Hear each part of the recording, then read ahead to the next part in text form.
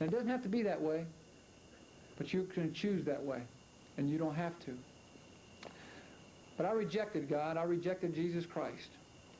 And I went on into college. And I did a lot of things in college. I've set something like around 50 basketball records from high school, college, and pro.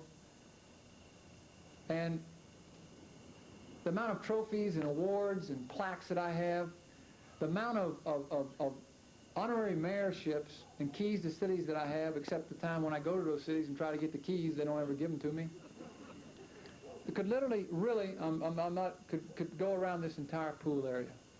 Now, I have a trophy from 1972 in a box that's never been opened. It's 6'5" inches and 6'5" 1/4 inch tall, the exact height of me. I've never seen it. I've never opened the box. But they're all stored away. They don't really do anything for me. But I've had all those trophies, awards. I've had popularity. I've had fame. I had a tremendous amount of fame back in the 60s, tremendous amount of popularity. Everywhere we went, we played before right at 1 million people in college in 3 years, and that's pretty good. And I had all this adulation, and people wrote me. I got thousands of letters a week from fans. We idolize you, Pete Maravich. You're my idol. You're this, you're that. And I wasn't a role model at all. Not at all. I wasn't a role model for young people at all. None. Zero. And then, after my college, and I was All-American, and I was I'm the leading scorer of all time in college basketball. It'll be broken someday. But I'm the leading scorer. I averaged over 44 points a game for a 3-year period.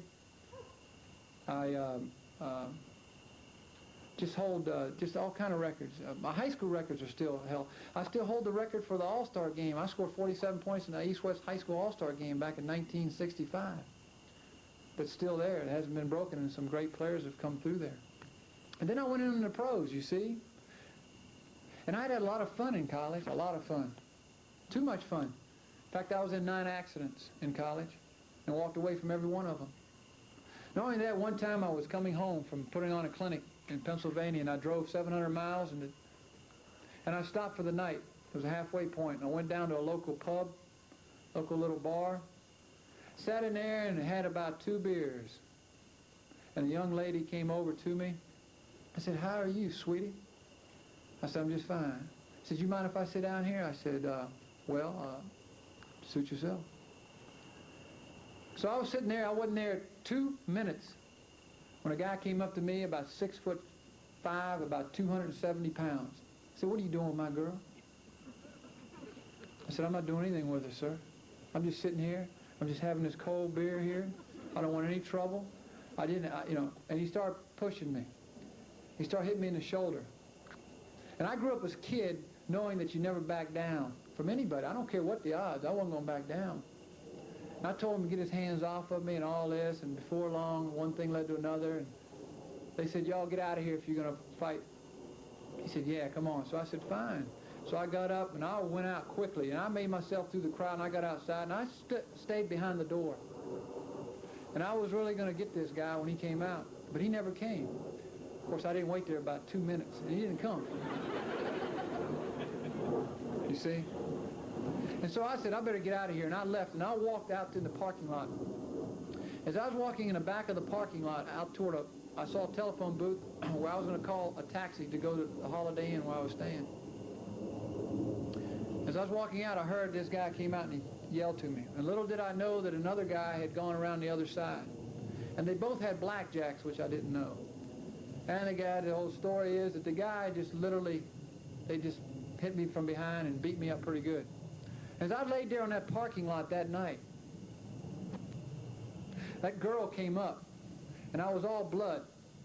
And she took a .25 automatic pistol, and she put it in my mouth and cocked it.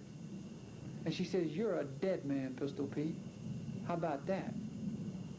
And I remember laying there, and from the depths of my heart, I said, "Yeah, kill me, because then I'll have peace." But you know something? There's a God up there that overruled Satan that night too.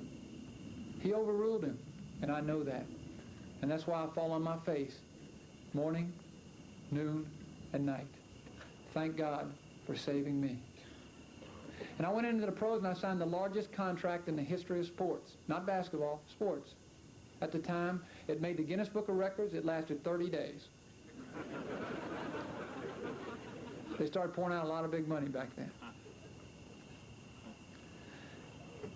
And I searched all through the 1970s for what meaning there was to life. I had to know the meaning. What was the meaning? And I got involved in all kind of different things. I was involved in yoga and TM. I was involved very heavily in ufology, philosophy. I was involved in different religions, Hinduism especially. I was involved in everything. But the thing about it is, none of it really satisfied me. They were just all brief interludes of satisfaction. Much like my life was brief interludes of just ego gratification, satisfaction. I never paralleled that my life was literally just sinful. I was rebellious against God in heaven. I rebelled against him. I said, I don't need you. I don't want you. So it wasn't his fault what was going on in my life. But his arms were always outstretched for Peter Maravich. Always. And all through that time, in fact, in 1976, I decided I was going to live to be 150 years old. And I got very heavily into nutrition because I was into Hinduism and I was into the karma and all these other types of situations. And I became a vegetarian and then a fruitarian and a macrobiotic and a mini-dose and a maxi-dose on vitamins. And I fasted 25 days and I sat in all kind of different positions. And I was searching for life. Friends, I was really searching for life because my life had no meaning at all. My life had absolutely no meaning at all. And at each one of these stops, I'd have something else. It just didn't satisfy me. In 1980, I quit basketball. I just quit. I walked away from it because of immaturity and because of the fact that I just got tired of it all. I just got tired of it. I got tired of my life. And I became a recluse for about 2 years. I sat in my home. We had our first son, Jason. He was only 1.5 years old. And I would sit there for hours at a time trying to teach him 7- and 8-year-old puzzles because I wanted my son, Jason, to have what I didn't. I wanted him to have a high intellect. See? I wanted him to be an intelligent person. I wanted him to be able to go to the right parties and say the right things. I thought that was important. I really thought that was important.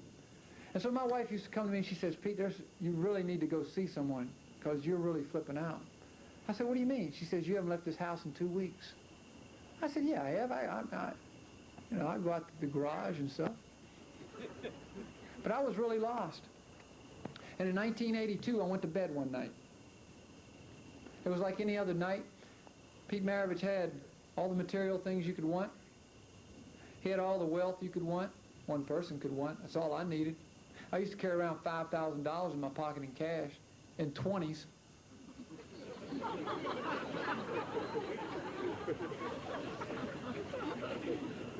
I never carried any change. But I had all that stuff, and none of it ever satisfied me. Not the money, not the wealth, not the success. There's so many people out there with this success syndrome. I've got to reach success. All the young people today, they want success. You know where that success is leading these young people? I'll tell you where it's leading them. In their grave. Last year, over 5,000 teenagers committed suicide. Between 14 and 18 teenagers committed suicide today in this country. It happens every day like that. There's an organization in England called Exit. You know what they do? They teach people how to commit suicide. And they're backed up. Everybody's reaching out for life. Everybody's reaching out. What's the answer? Nobody wants to reveal. Nobody wants it revealed to them. They don't want to know the truth. I didn't want to know the truth. And in 1982, I went to bed. And I laid there in bed and I couldn't sleep. I didn't understand it. And all of a sudden, everything started coming up in my life. All the sin.